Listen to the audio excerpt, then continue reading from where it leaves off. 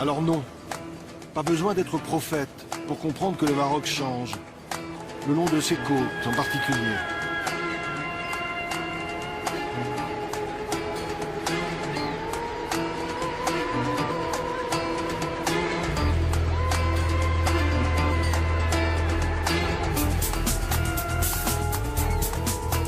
Boom de l'immobilier vers le nord où ça construit partout et à tout va.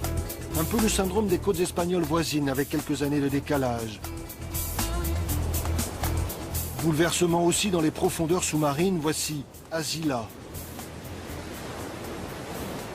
C'est ici, au pied de ces remparts, qu'aboutit un câble téléphonique sous-marin long de 1600 km. Point de départ, Marseille et donc l'Europe. Liaison à très haut débit, centre d'appel avec une main-d'œuvre francophone, à prix cassé. Ce n'est plus 22 à Asnières, c'est le 0800 quelque chose à Marrakech ou à Rabat.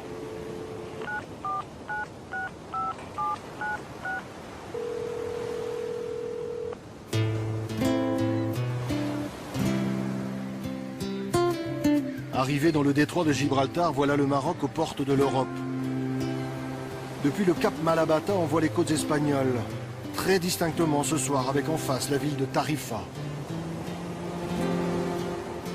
D'un continent à l'autre, des rochers se font écho avec le plus massif d'entre eux, Gibraltar, tout là-bas.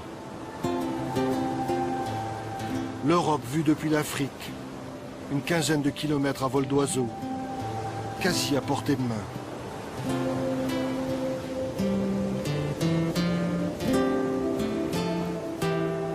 Mais beaucoup d'illusions tombent aux portes du détroit. C'est aujourd'hui l'une des zones les plus surveillées au monde. Et pas seulement pour des raisons de sécurité maritime, quand bien même des bateaux s'échouent dans les parages.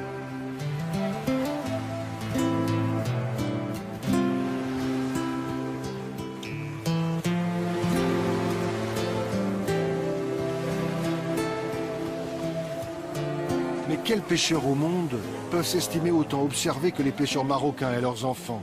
Chacun de leurs déplacements sont scrutés depuis la terre, essentiellement depuis l'Espagne. On traque les contrebandiers, les trafiquants de toutes sortes, les clandestins et les passeurs.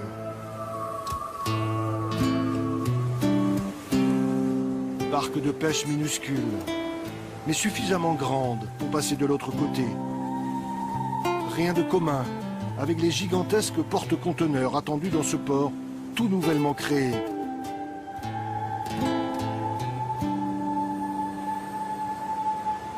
L'occasion de désengorger le port de Tanger, à une trentaine de kilomètres de là.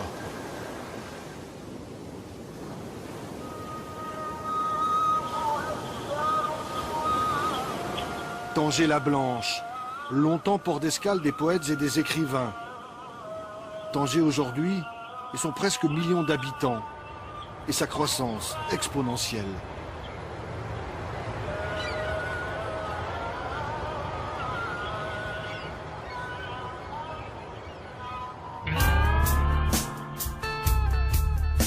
La côte marocaine, versant Méditerranée cette fois.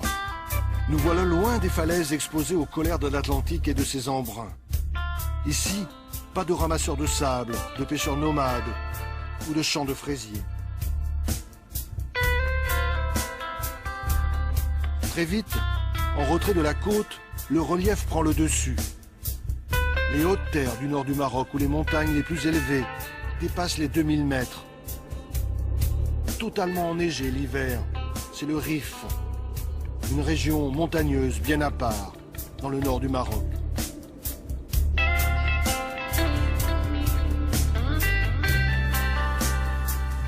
À 600 mètres d'altitude, c'est la ville de Chefchaouen, qui surprend par sa médina bleue et blanche.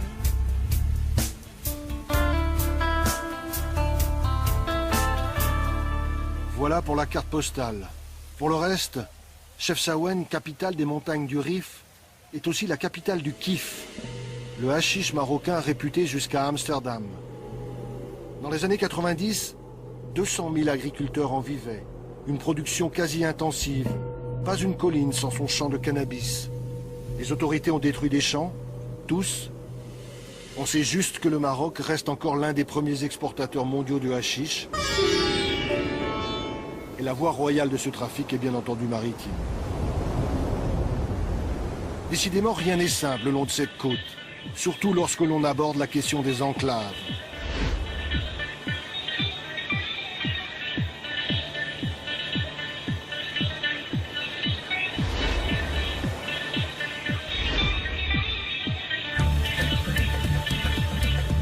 Pas moins de 9 villes, presqu'îles ou encore simples rochers battant pavillon espagnol le long des côtes marocaines.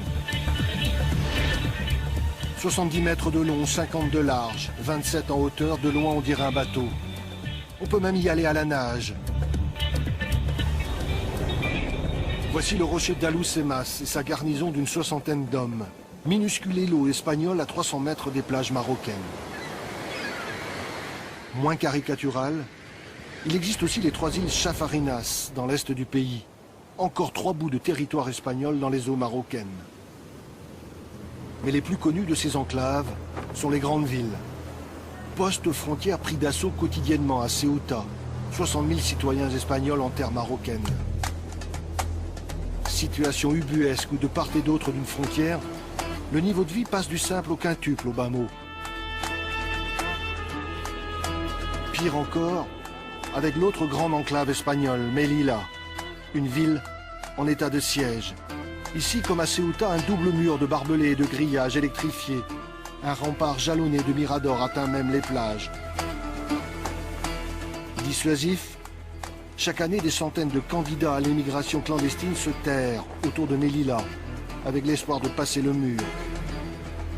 Depuis les hauteurs du mont Gourougou au Maroc, ils regardent avec avidité cet étrange bout d'Europe en terre africaine.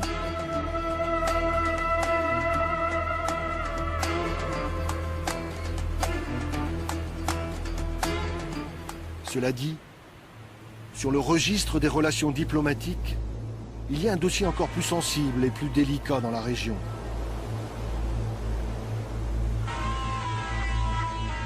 Un peu plus de 500 km de côte séparent Tanger de l'Algérie. Une côte aussi surveillée que le détroit de Gibraltar, mais pas avec les mêmes moyens. Là-bas, des radars, des caméras. Ici, plus désuet, de multiples postes de garde-frontières. Une présence militaire quasi constante, comme un État en guerre, surtout vers Oujda et Saïdia. Impossible d'approcher l'Algérie depuis le Maroc. Les deux pays sont à couteau tiré depuis 14 ans.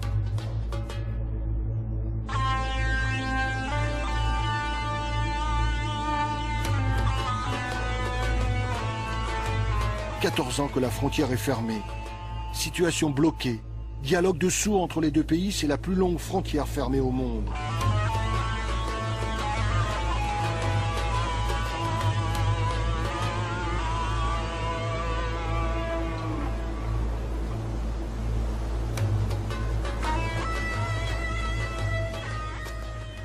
Eh ben, ça démarre bien. Gilles, carnet de route. Alors, le Maroc, c'est grand, c'est très grand. C'est très grand. Il a bien fallu faire des choix. Voilà, on a choisi une partie de la côte atlantique. On a choisi de commencer notre voyage par une ville historique célèbre, qui est en même temps un port magnifique, Essaouira. Oui. Essaouira, on pourrait le traduire en français par celle qui est bien dessinée. Voilà. Oui, bon, c'est vrai aussi. Voilà. Donc on vous invite à découvrir cette ville. Vous pouvez embarquer avec nous. Pour une fois, on y va en voiture. Carrément. Pas très écolo, ça.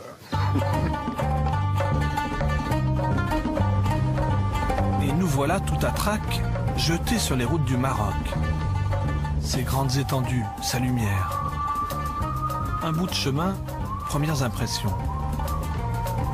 L'occasion aussi de présenter Driss, notre guide sur le chemin de la découverte.